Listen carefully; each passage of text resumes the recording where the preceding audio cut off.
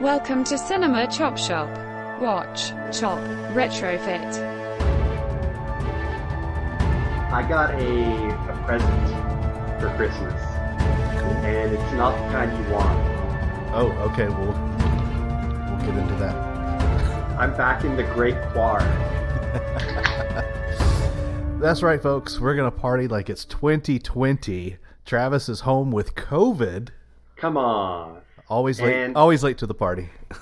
Yeah, I mean, like, I did not expect this for Christmas, or my anniversary, or my wife's birthday, but it is what it is, and it's always a trade-off. It's like, do you want to be sick on vacation, or do you want to make lesson plans?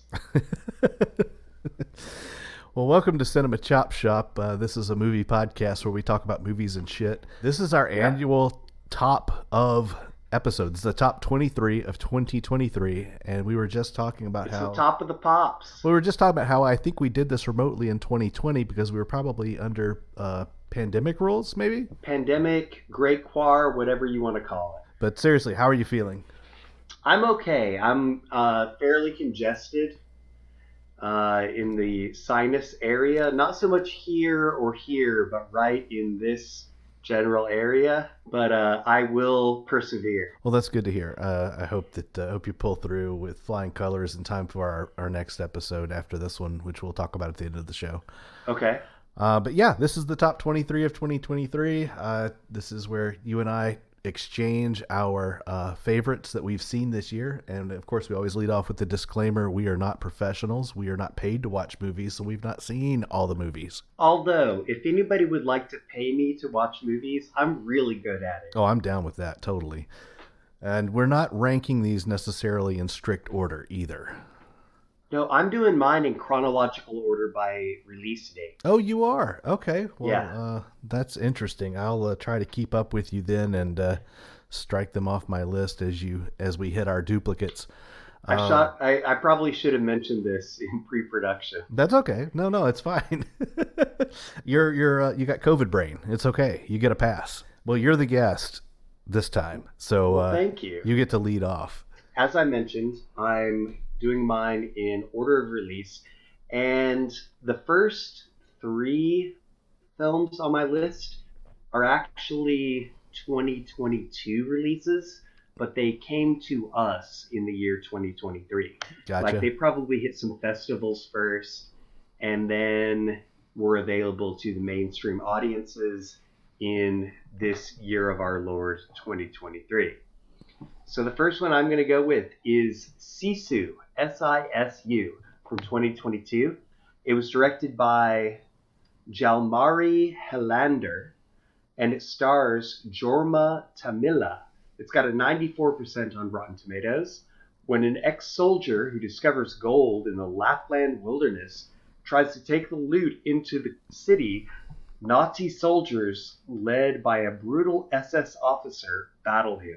Now, Sean, did you watch this movie? I have not seen this movie. I remember it coming out, and it's just one of those that I never got around to watching. So this is my review.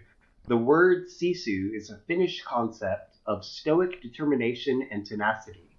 This engrossing war/action film follows an aging but capable prospector trying to protect his gold and his life from a Nazi death squad in the barren Lapland region of Finland during World War II.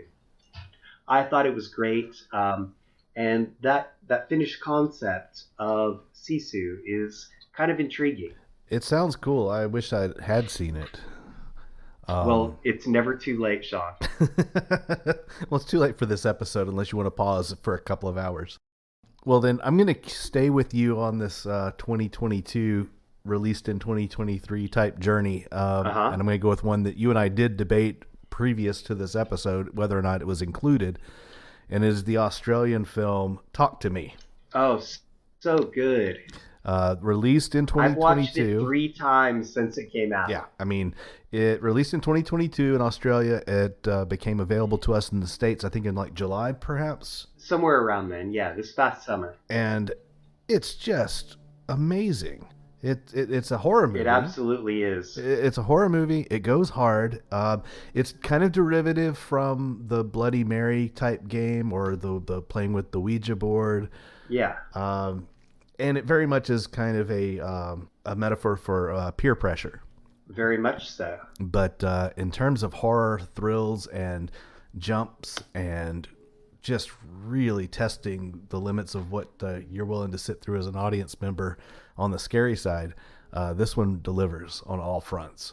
So can I just say, you mentioned jumps. Audiences are used to, by this point, a certain amount of jump scares in their horror movies. These are very organic. It's not a contrived notion. 100% agree with you there. Visceral would be the other word that I used. Mm-hmm. Once we get into some of the meat of the plot, after you get past the initial setup of these kids, I guess we should kind of do a plot summary. Well, I have that because this is my third one on the list. Well, hit it. Talk to Me from 2022. Directors Danny Philippou and Michael Philippou.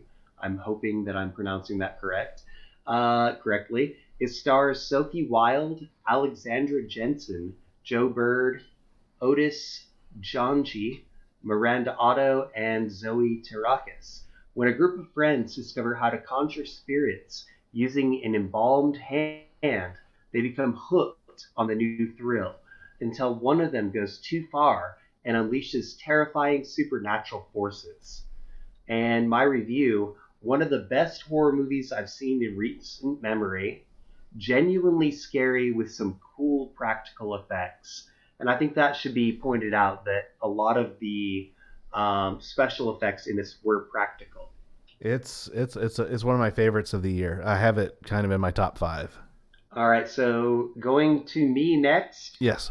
My next one is going to be kind of an awkward movie, but it has a silver lining. It's called Biosphere from 2022, directed by Mel Eslin. It stars Sterling K. Brown and Mark Duplass. It's got an 80% on Rotten Tomatoes. In the not too distant future, the last 2 men on Earth must adapt to evolve and save humanity. Did you see this one? I did not. Biosphere. It's a non-official sequel to Biodome. No, so basically it's, Mark Duplass. You're aware of Mark Duplass. The Duplass brothers. Yes, and then Sterling K. Brown, African-American actor. He's in This Is Us and a lot of other stuff. They are the last 2 people on the world. And they basically adapt to reproduce. Mark Duplass becomes the carrier of a child. So I said, I definitely went in fairly blind. Once you get past the awkwardness, there is a clever and timely premise. And it's basically about, how we're destroying our planet. What do you got next? Well, since I did not get the memo about the chronological order, I'm going to stick with my original format for my list.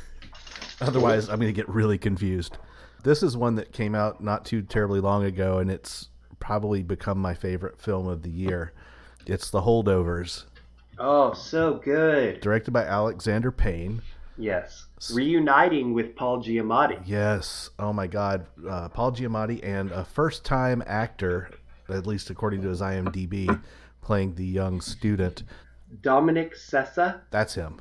Dominic Sessa. And he's got only 1 credit on IMDb. Yes. He has big things. You and I were gushing about this movie a few episodes ago.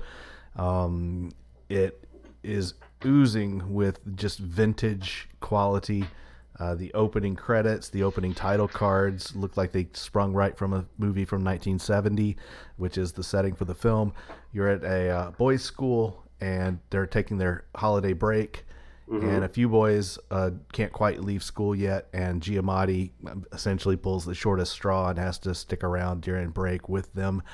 And they are relegated to the cafeteria and the infirmary to conserve electricity on campus And heat. and heat. And one by one, the boys leave, except for our main character next to Giamatti.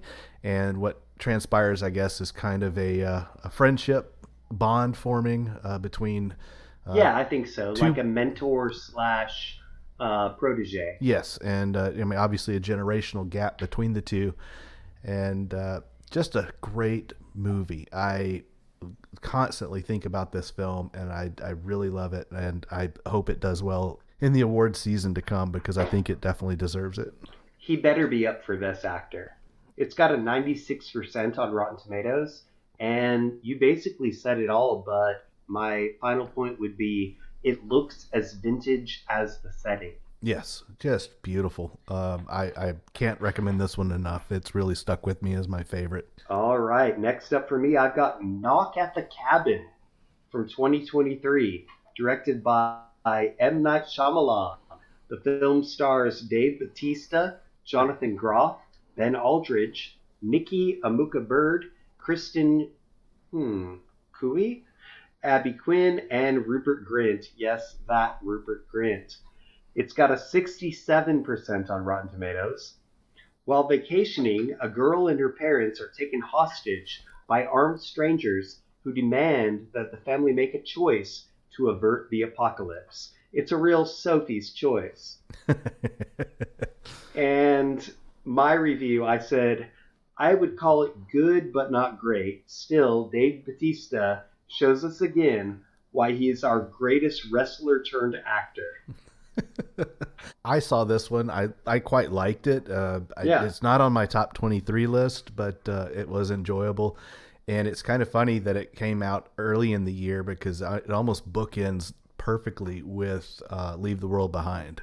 Yeah, it does. So yeah, I didn't like the end of that movie. I know you didn't. Other than that, I thought it was fair. Well, neither one of them are on my top 23. So, but I did like Knock at the Cabin. I thought it was a good film to watch. I thought it was pretty cool. What do you got next? Well, it's one that you and I watched. We did a double date. You and I were with Mick Junkin and Andy. We went and saw Godzilla -1. Oh, yeah. Directed by Takashi Yamazaki. Produced by the original OG Godzilla house, Toho. And this movie is just a freaking gem. It's amazing. I adore it. It takes you back to the roots of the original Godzilla film, where the focus is on the people on the ground, the character building, the relationships, the struggle that they face in the adversity of this unspeakable monster. And so we're at the tail end of World War II. The entire country of Japan is in a state of recovery, and talk about kicking them when they're down. Godzilla comes and just starts fucking them up. Hence the title. And Godzilla, they're at ground zero. Yes. At the beginning of the movie, being in post-war Japan, and then Godzilla comes, so that's -1. You're just down one lower. The government is slow to respond, and as a result, a citizen militia is formed, and a plan is hatched to take on Godzilla. And at the very core of this is a cowardly kamikaze pilot who seeks redemption. I agree with the redemption. I wouldn't go so far as to call him cowardly. Well, initially he was just being pragmatic, but in the eyes of some of his peers and in the heat of nationalism, he was seen as cowardly. So I have this on my list as well. Yes, please. It's number 23, so I'm just going to be jumping around. But my review is very much a throwback to the old Toho kaiju films. Amazing they pulled this off with such a small budget. A real treat. To further underscore just how good of a film this is, it's going to be re-released in January in black and white. So I thought that was kind of a neat touch to kind of get some extra mileage out of it and give us an excuse to go watch it again. I'll do it. Presuming I test negative. You'll get there. I have faith. All right, so this is another one we watched in the theater together. We've been on a lot of movie dates this year, Sean. Yeah, baby. It's Cocaine Bear from 2023, directed by one Elizabeth Banks. It stars Kerry Russell, O'Shea Jackson Jr., Alden Ehrenreich and Ray Liotta, rest in peace. It's dedicated to Liotta, who died in May of 2022. We've got a 64% on Rotten Tomatoes.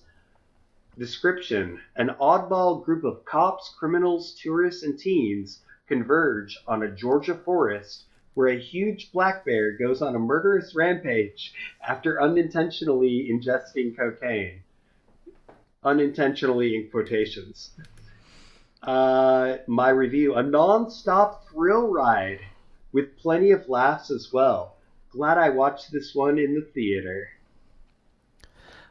It was fun. It was a fun movie, and there are certain things that could have been done to make it better. I think there was a lack of commitment on what degree of comedy they were going for, or seriousness. And I wish Elizabeth Banks had picked a lane on how to approach it. Otherwise, it's fine as That's it is. Understandable. It's fine as it is. I just think it could have been a lot better if it had gone full on slapstick comedy or full on serious. Either way, entertaining film. Indeed. My next entry in the top 23, and I've been very careful not to make recency bias a thing that influences my list, but it is a thing, though, right? It's very real. But I watched. Unfortunately, you did not because you were ill. You son of a bitch! I watched The Iron Claw.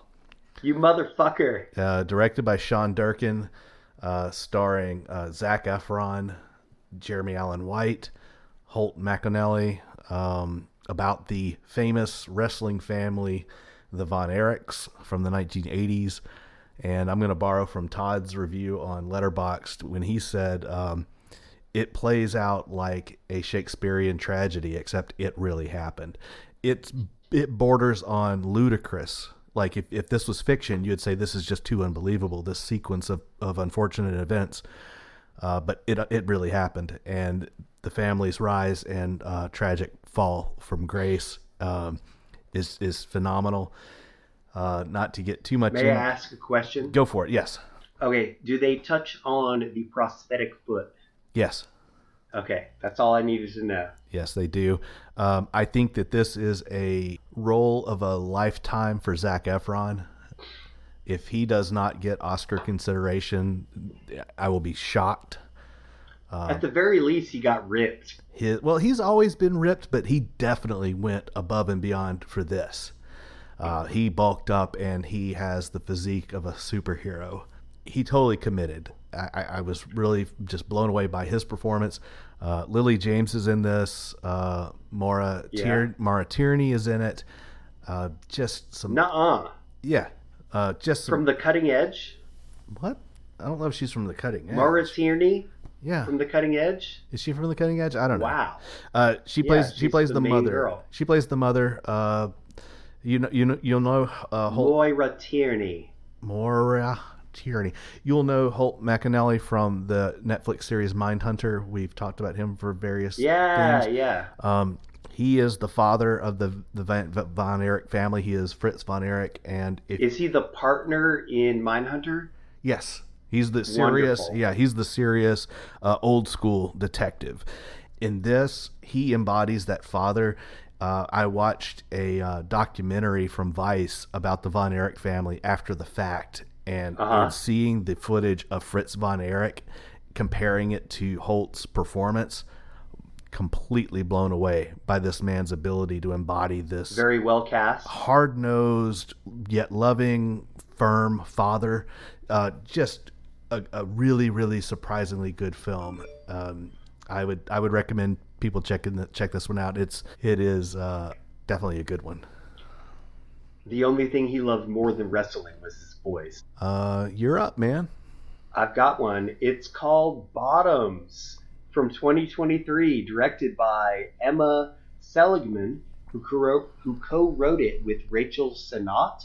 The film stars Sennott, several other people who I'm not going to attempt to pronounce their names. We've got, also Marshawn Lynch, and it's got a 90% on Rotten Tomatoes. Two unpopular queer high school students start a fight club to have sex before graduation. From the team that brought us Shiva Baby, in 2020. This is the awkward teen lesbian comedy we deserve. Very, very good. I'm assuming the one name that you can't pronounce is the actress from the TV series The Bear. Ayo Edebiri? Yeah. There's a lot of other... I'll butcher that name too. Names. But yeah, I thought that was really neat seeing her playing a high schooler. Yeah. Because in The Bear, she very clearly plays older. An adult, yeah. So neat seeing that. It kind of reminded me this movie reminded me of Superbad in a lot of ways. Indeed. In addition to Fight Club. It is on my list. So good on you for bringing it up, because I thought it was a good representation of a female director, a female-driven cast. There's a theme in my list. I think about a quarter of my films are rite of passage / coming-of-age films starring women. For some reason, that was a theme this year, and it shows up several times. And just for the listeners, if you have not watched Shiva Baby, please do yourself a favor. I believe it's streaming on Max, not your dog, but the former HBO Max. He's in here right now. He's recording with me. I hear his collar. He's a smart boy. He really is. Okay, what do you got next? Well, my next film is in my top 5, and it surprises me that it's in my top 5, but I have watched this movie more times than any of the new releases this year, and it is Dungeons & Dragons: Honor Among Thieves. This is on my list as well. This was directed by John Francis Daly and Jonathan Goldstein. So John Francis Daly you would know from Freaks and Geeks. Yes. And I believe he was also in like one of those CSI type shows, but he has gone on to be writing partners with Jonathan Goldstein, and they've directed a few things together. This is the D&D movie that nerds like me who grew up with D&D deserve, and what we've been wanting all these years. It's easy to forget all the failures that led up to this point. It is a clever... There were 3. Yeah, just terrible movies, but this one gets it right because it has the correct mix of humor, the correct mix of fantasy and action and adventure, and I think that you can tell that there is a certain love for the source material from the creators of this film, because it definitely shows through. You've got Chris Pine in the lead role, along with Michelle Rodriguez, and I'm sure Ray-Jean Page, and Justice Smith, Sophia Lillis, and Hugh Grant. And we got a 91% on Rotten Tomatoes. I adore this film. It made me laugh.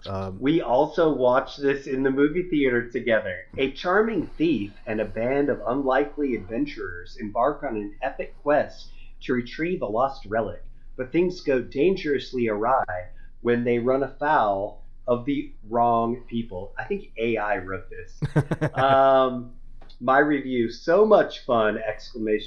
Finally, after 3 misfires, they actually got it right. Perhaps the comedic element was what they were missing. You're up next with your next pick. All right, I've got Beau is Afraid, 2023, directed by Ari Aster, starring Joaquin Phoenix, Patti LuPone, Amy Ryan, and Nathan Lane. We've got a 67% on Rotten Tomatoes. Following the sudden death of his mother, a mild-mannered but anxiety-ridden man confronts his darkest fears as he embarks on an epic, Kafkaesque odyssey back home. My review: if you like the feeling of a fever dream combined with a bad acid trip, then this is the film for you. This one got nudged out by a couple of newcomers on my list, but I did enjoy it. It was anxiety-inducing. Very much so. Very much tough to watch it from a distance because you really get pulled into some of the emotion of the film. But the reason I pushed it out of my top is that I felt that the storyline was a little too serpentine. It just kind of meanders over too many places. Kind of loses me by the end of the film, especially after the really, really strong start. It was like if Big Fish was not a happy story. That's a good point. So it's basically a prequel to Her. That's a nice take on that. That's interesting. I never thought of that. Hey, let me go grab another beer. Okay. You want to do a beer check-in? Yeah, you go ahead and grab. All right. Are you checking in what I think you're checking in? Oh, you know it. It's kind of become a This tradition. It's courtesy of a porch drop today by my good friend. And this is a 2018 issue of what? Bourbon County. Bourbon County, made in Chicago. Yes, by Goose Island And Brewing. it is a stout. And they're usually pretty strong, right? This one's 15.2%. Jesus Christ. Yeah, I've been sipping on mine as we've been going along, and I find speech to be more and more of a challenge. So there we go. Yeah, this is a tradition. This is what, a 5-year-old bottle, and I just happen to have duplicates, so I dropped one off to you, so we could both enjoy at our remote locations. Oh, it's really good. Max is licking the microphone. Chocolatey, roasty, smooth. Definitely. I feel like some roasted chestnuts are on the fire. There you have it. Sticking with my order, I'm going to check in Killers of the Flower Moon. Yeah, boy.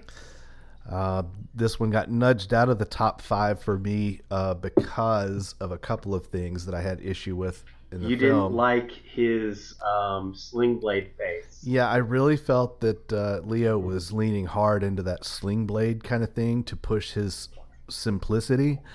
Yeah. And I think that it could have been done a little bit more elegantly. And then I just, and this isn't his fault, but I feel like Robert De Niro has been playing the same part for the last 10, 12 years. And I don't understand why. But in any case. You did mention that, and I agree with you, but in this particular role, he very much embodied one of my former bosses, one of my former superiors, and I did not care for it. Yeah, well, all that aside, I mean, those are my 2 misgivings for a really great film. I thought that the movie itself was good. The as you would expect with a Scorsese film, just the beautiful cinematography, just the gorgeous setting, and some really great performances. I felt that Jesse Plemons' arrival in the film was just perfectly timed, like right on time. When he steps into frame, it's just like, oh, thank God, there's Jesse Plemons. Now we can get things going. I liked it. I thought it was a important story to tell. One of those dark so times. I can follow up with that. Killers of the Flower Moon, directed by Martin Scorsese, starring Leonardo DiCaprio, Robert De Niro, Lily Gladstone, who I think really pulled it off, and Jesse Plemons. We've got a 93% on Rotten Tomatoes, based on David Grann's broadly lauded best-selling book, Killers of the Flower Moon. It's set in 1920s Oklahoma and depicts the serial murder of members of the oil-wealthy Osage Nation, a string of brutal crimes that come to be known as the Reign of Terror. My review: be prepared for a long haul that is totally worth it, as Martin Scorsese tells the story of the Osage murders as only he can. All right. So I am next. I'm getting all mixed around here now because I'm commenting on the movies that you're checking in. But next one I've got is Quasi from 2023. It's from the Broken Lizard Boys. Directed by Kevin Heffernan, as people would know as Officer Fava. The film stars Brian Cox, Steve Lemmy, Jay Chandrasekhar, and Kevin Heffernan. It's got a 41% on Rotten Tomatoes, which is criminally low. It follows a hapless hunchback who yearns for love, but finds himself in the middle of a murderous feud between the Pope and the King of France, when each orders the hunchback to kill the other. I didn't even know this existed. My review: Broken Lizard is back, baby! While I don't think it should be their highest rated Rotten Tomatoes movie, it has plenty of laugh out loud moments. So 41% is the highest rated Broken Lizard movie. They're a lot of fun. I think Super Troopers or Beer Fest should be higher. Yeah, I agree. Definitely Super Troopers has aged well. All right, well, this is going to be a stark contrast. Although it has its comedic elements. I'm checking in Asteroid City by by Wes Anderson. It's another one Once of our again. It's one of our date movies. In the movie theater.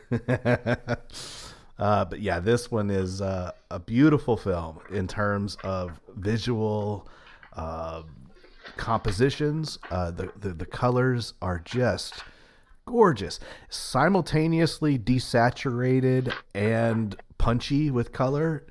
I don't know how they did it, but it's just one of those films that stands alone in terms of how it looks. In terms of color, it looks like a Polaroid photograph. It reminds me of like a postcard, like one of those like 1950s tourist postcards. And this is, of course, directed by Wes Anderson. And the thing that impressed me the most about it were some of the multi-level storytelling. We've got the main action, then we've got the play, and then we've got the documentary that's being narrated. Multi-layered. It's so crazy. It's like an onion. It's like you break the fourth wall and then you break the fifth wall.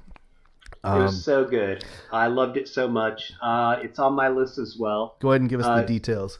It stars Jason Schwartzman, Scarlett Johansson, Tom Hanks, and Jeffrey Wright.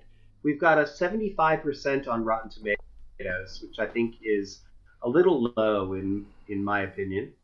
Following a writer on his world-famous fictional play about a grieving father who travels with his tech-obsessed family to a small rural asteroid city to complete a junior stargazing event, only to have his worldview disrupted forever.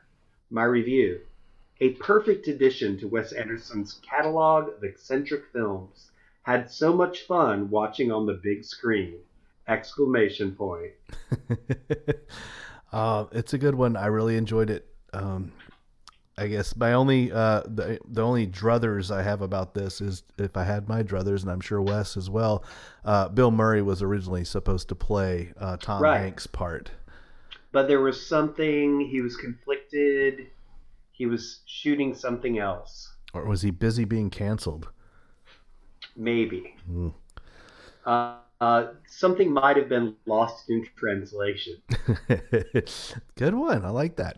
All right, you're up next. I've got Spider-Man Across the Spider-Verse from 2023, directed by Joaquin Dos Santos, Kemp Powers, and Justin K. Thompson. They needed 3 directors. The film stars Shameik Moore, Haley Stanfield, Brian Tyree Henry, what about that paper boy? Luna, and Lauren Velez. It's got a 95% on Rotten Tomatoes. Miles Morales catapults across the multiverse when he encounters a team of spider people charged with protecting its very existence. When the heroes clash on how to handle the new threat, Miles must redefine what it means to be a hero. My review: far heavier themes than the first installment, higher production value as well. I love this movie. I think that the animated Spider-Man films outclass anything that Disney Marvel has done. And it's really good animation. Yeah, and this is the still a Sony product at this point. And I just think they do a great job. So yeah, this was on my list. It was my number 19. What do you got next? Well, it's another one of those coming of age, rite of passage movies. Directed by Ninja Turtles? Directed by a female director with a female cast. This is, of course, Greta Gerwig's Barbie. Oh, Barbie did not make it onto my list. Really? Yeah, it didn't make it. It was one of our date movies. I know, but so I watched the Eras tour, and it really bumped that out of the competition. Okay. Well, Not really. I guess it's up to me then to talk about what's so great about this film. Uh, You should. as I said, I think in my review, and I said to many people, I felt that this movie did a great job balancing feminist, not agendas, I don't want to use that word, but just feminist sensibilities and a feminist plot line in a way that was palatable for a wide audience. However, as you and I both learned at the bar, even that was still a little too much for some people to handle. Well, they really flipped the script. Barbie traditionally has been a totem of femininity, but they turned it into a feminist totem. I liked it. I felt it was very extremely well done. The Barbie world itself is a great feat of world building and art direction. There's just there's some themes there that need to be put out there, and I think Greta is the one to do it. She's got that sense of humor about it, about some very serious. And she's got cred. She does. She has tremendous amount of cred in this field, but also she has the sense of humor to put it across in such a way where people can say, "Oh yeah, you make a good point," and they can chuckle about it at the same time. Kind of like that "kill 'em with kindness, make 'em laugh," and she did a good job, I think, that in this. So yeah, Barbie's on my list. I'm surprised it's not on yours, but It didn't make it to my list. to each their own. I'd like to take a moment to thank Clean Feed for offering us the means to do a free recording. So if this turns out great and it sounds good, please check them out. Recommend them to your other podcasting friends, because apparently Zencastr has Gone behind a paywall. they're behind a paywall. So I'm sorry, but for the one or two times a year that I use this, I am not going to pay $150 a year for this. So thank you. No, Clean. that's bullshit. Thank you, Clean Feed. Please send us the money. Use your promo code Cinema Chop Shop. We are going to move on, though. Yes, it's your turn. We are going to march forward. I've got a little movie called They Cloned Tyrone. Did you watch this movie? I did not. It's so good. All right, so it's from 2023, directed by Jewel Taylor. The film stars John Boyega, Jamie Foxx, Teyona Paris, and Kiefer Sutherland. Ooh. We got a 95% on Rotten Tomatoes. A series of eerie events thrusts an unlikely trio onto the trail of a nefarious government conspiracy in this pulpy mystery caper. My review: love the premise, and the performances were off the chart. Okay, I'm going to have to check This that is out. one of my favorite movies of the year. You really need to watch it. I will have to check that one out. My next on my list is a little indie flick. It's kind of a feel-good movie. It's called Oppenheimer Yeah. by Christopher Nolan. Hardly an indie flick. This big, gigantic blockbuster was buoyed by the same release date of Barbie, so we had the Barbenheimer thing going on. Did you place them next to each other on purpose? No, that's just the way they worked out. And you'll notice that I still have Barbie ahead of Oppenheimer. Great film. I don't think I'll ever need to watch it again. I really enjoyed it. We were lucky. This is one of our date movies, Travis. We were lucky. Our theater had good sound balance. I know a lot of people who saw the film said they could not understand the dialogue because the music was so loud. I didn't have that problem. No, not at all. And I did actually rewatch this with my lovely wife, Michelle. I'm drinking. And I think it's a great movie. I think that the coincidence, the correlation of this movie coming out at the same time as Barbie is not a mistake. Definitely a great investigation into the life of this man who essentially was the most powerful man in the world by virtue of what he was able to unlock and in turn, one of the most reviled people on the face of the earth, thanks to what he unlocked. I know a lot of people expected this movie to be about the bomb itself and about the dropping of the bomb, but hardly the focal point. More about some of the politics, the backstabbing, and intrigue that went on, leading up to the big event, and then of course some of the, no pun intended, fallout afterwards. I believe there was a pun intended. No. The only word I can think of is fallout. All right, it's your turn. My turn. All right, so I'm going to go with, oh boy, Dream Scenario. Yay! Dream Scenario from 2023, directed by Christopher Borgli. Mm-hmm. It stars Nicolas Cage, Julianne Nicholson, Lily Bird, and Jessica Clement. We got a 91% on Rotten Tomatoes. A hapless family man finds his life turned upside down when millions of strangers suddenly start seeing him in their dreams. When his nighttime appearances take a nightmare's turn, Paul is forced to navigate his newfound stardom. Now, did you watch this one, Sean? I did, and it's on my list.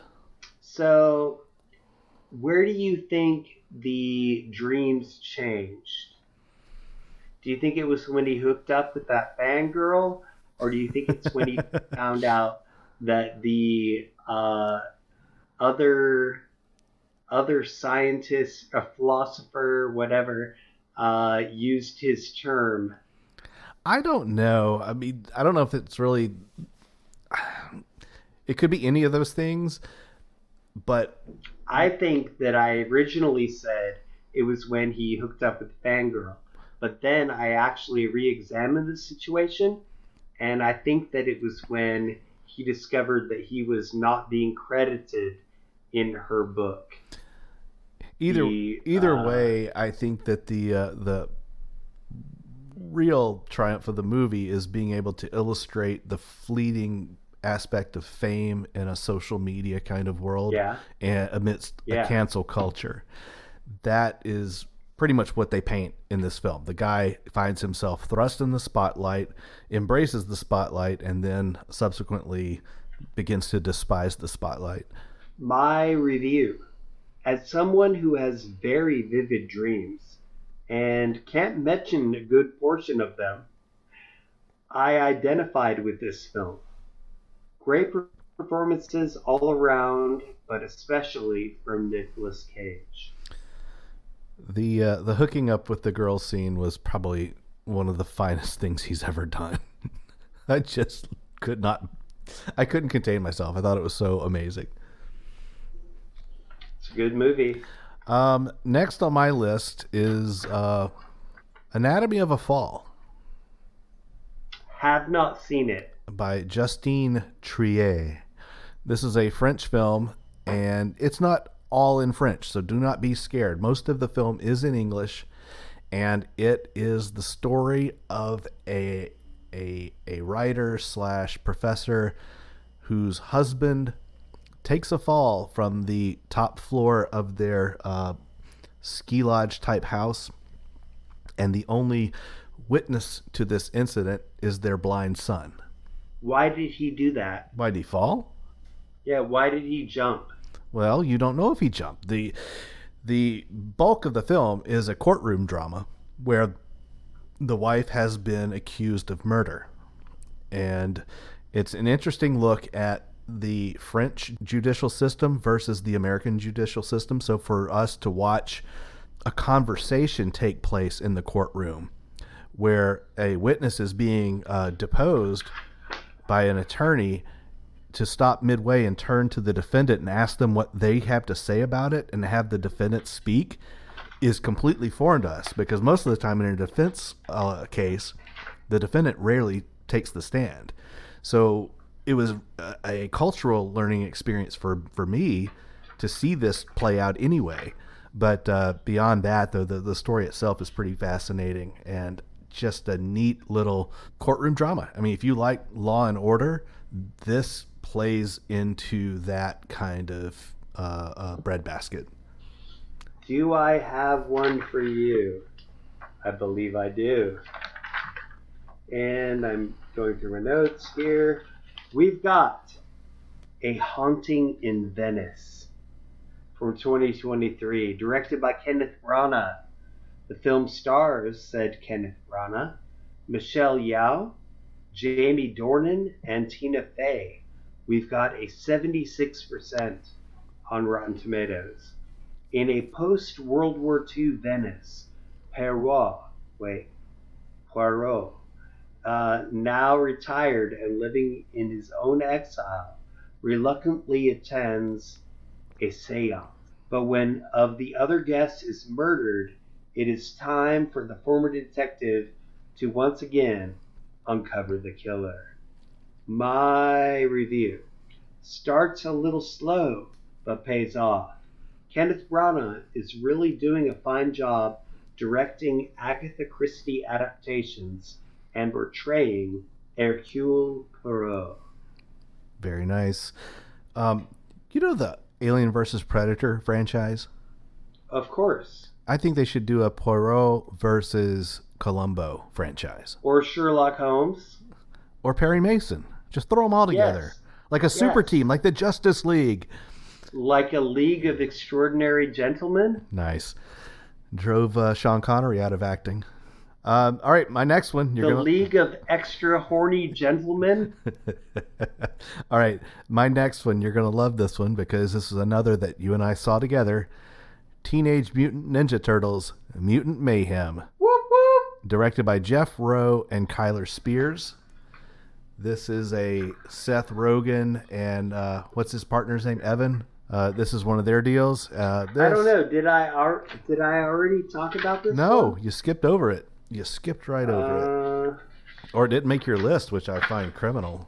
2023, directed by Jeff Rowe and Kyler Spears. This movie was so much fun. It was such a throwback nostalgia fest.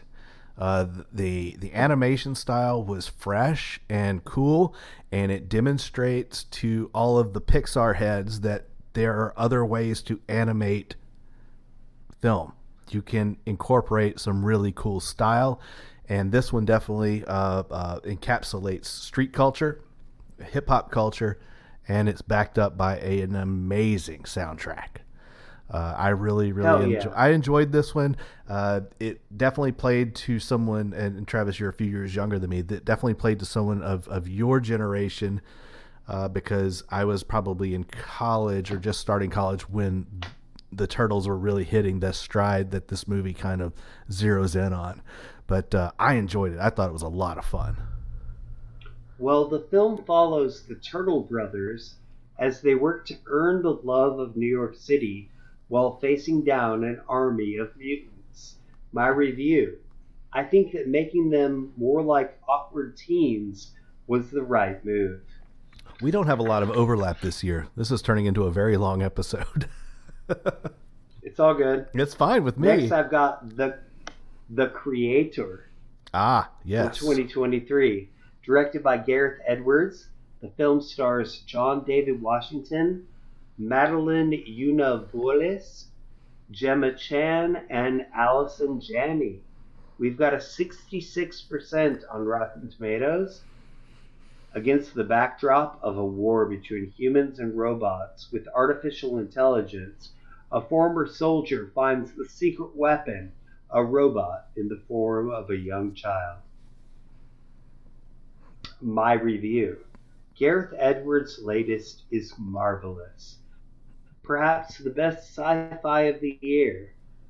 Ironic that a movie about AI could elicit such an emotional response. And I think I told you I nearly cried while watching this movie. I thought it was quite nice. I thought visually it was extremely well done. It is in my top 23. You didn't like it as much as me. I didn't like it as much as you. It was number 22 on my list. I think mostly because the plot line was kind of like the Avatar fish out of water kind of thing. But beyond that, I thought it was really good. I did enjoy it.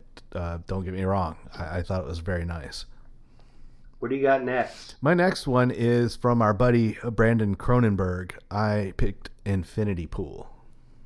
Oh, wow. I didn't even realize that was this year. Yes. Go ahead. You've got one of the Skarsgård brothers in the lead role as Alexander Skarsgård. And is Mia Goth in this? Yes. Yeah, so you've got these people who are on vacation in this island republic kind of place, and if you run afoul of the law, you get killed, but it's not really your death. And I don't want to give anything else away because it's a mind fuck, as you would expect from a Cronenberg film. Apple doesn't fall far from the tree. All right, I'll go ahead and proceed. Yeah, go for it. I've got No One Will Save You. No One Will Save You from 2023, directed by Brian Duffield, Duffield. The film stars Caitlin Dever, Elizabeth Kaluev, Zach Duhaime, and Lauren L. McMurtry. We got an 82% on Rotten Tomatoes. An exiled, anxiety-ridden homebody must battle an alien who's found its way into her home. My review went a bit further than I expected plot-wise. Fairly decent alien invasion movie. I liked this one. I enjoyed it. It did not make my top 23, but I did watch it and I did like it. You saw it. Yeah. That was a lot of fun. My next check-in is Theater Camp. Directed by Molly. I almost put this on mine. Directed by Molly Gordon and Nick Almost. Lieberman. I liked it just because films like these don't come along very often, and Yeah. we have to appreciate theater culture. Yeah, and it does a great job of making fun of and celebrating theater culture at the same time. Theater as a stagecraft is often mocked and ridiculed. Theater nerds, that kind of thing, especially people who actually go away to camp for it and make it a big focal point of their lives. It's funny. It's good. I liked it, and it deserves to be watched by more people. All right, I've got Totally Killer from 2023, directed by Nahnatchka Khan. The film stars Kieran Shipka, Olivia Holt, Charlie Gillespie, and Lachlan Monroe. We got an 87% on Rotten Tomatoes. When the infamous, quote, Sweet 16 killer returns 35 years after his first murder spree to claim another victim, 17-year-old Jamie accidentally travels back in time to 1987, determined to stop the killer before he can start. My review. Very fun comedy, horror, sci-fi, that is like if a Hot Tub Time Machine and Scream had a baby. I agree. I like this movie. It didn't make my list, but I had a lot of fun watching it. My next film is another coming-of-age, rite-of-passage film for women. Are You There, God? It's Me, Margaret, directed by Kelly Freeman Craig. This is the Judy Blume movie, right? Yes. And as I did not watch it. You should watch it. As I said in my review, I had conflated in my mind that I had read this one, or it had been read to me, but apparently my fourth grade teacher stopped at like Tales of a Fourth Grade Nothing and didn't go into this because this is the kind of thing before she had her period. Right. This is definitely not one for the class of fourth graders. One of the Ben Safdie's in it, and I thought he was very good. But it's I don't like that show though. It's a tough one to like. I don't think you're supposed to like it. But anyway, I thought it was good. I thought that The Curse. Yes, The Curse. I definitely think they captured that whole 70s vibe very nicely. And it's an important film for people to watch because it confronts a lot of religious discussions as well as young girls growing into womanhood. My final film of this glorious, I guess, monument to the year of 2023 is The Mill. It was directed by Sean King O'Grady. The film stars Lil Rel Howery, Patrick Healy, Karen Oberon, and Patrick Fisher. We got a 42% on Rotten Tomatoes, which I feel is unfair. A businessman mysteriously wakes up in an open-air prison cell with only an old grist mill. Forced to work as a beast of burden, he must find a way to escape before the birth of his child. My review: a stinging indictment of corporate culture. Lil Rel is fantastic, and I did not foresee the twist. Ooh. Wow. You've already exhausted your list. We must have had, you overlapped me on a few. I've got several more to go. So I'm going to blaze through these real quickly. Go ahead. Next on my list is Flora and Son, directed by John Carney. I did not watch this. A mother and her very challenging 13-year-old son. In an effort to connect with him, she gets a secondhand guitar, and he's not interested, but she is, so she takes guitar lessons online from Joey Gordy Levi's. Joey Gordon Levi's? Yeah, Joseph Gordon-Levitt is her guitar instructor via the internet, and they kind of, I don't know, they learn together to love and sing and enjoy music. Worth seeing. Next on my list is Aporia, directed by Jared Moshe. I told you about this one. It's worth checking out. It is not a time travel movie, but you definitely recommended it to me. It's a film that was recommended to me by Red Letter Media, and instead of time travel, a woman who is recently widowed, their next door neighbor who is a scientist who had been friends with her scientist husband, confides in her that they were working on a time machine, but it didn't quite work out. Instead, they can send a particle back in time, and if you can locate where a person would be in that exact time and space, you can kill them because traveling particles disrupt the brain. So that's really fucked up, Sean. So they kill the drunk driver who was going to kill her husband, and then her husband returns. The butterfly effect is a big part of this film, and it's very much a companion, I think, to Primer, but not nearly as boring as Primer. And I hate to say that because I like Primer that film. is kind of boring. Yeah. This one is not quite as boring. If you're not like a tech head. Yeah. But it is subtle, like Primer. Judy Greer is the lead in this film, and I think she's great. Next one will probably send Travis through the ceiling. Have Saltburn. Boo! By Emerald Fennell. You have not finished watching. You haven't finished watching it. You have a hang up about bodily fluids, apparently. Yeah. I don't. So I quite like this movie. I kind of wanted to write it off as being a little sensationalist, but after it sat with me for a few days, I really thought about this one and said, yeah, this is a pretty cool movie. Next up for me is When Evil Lurks by Damien Rugna. When Evil Lurks.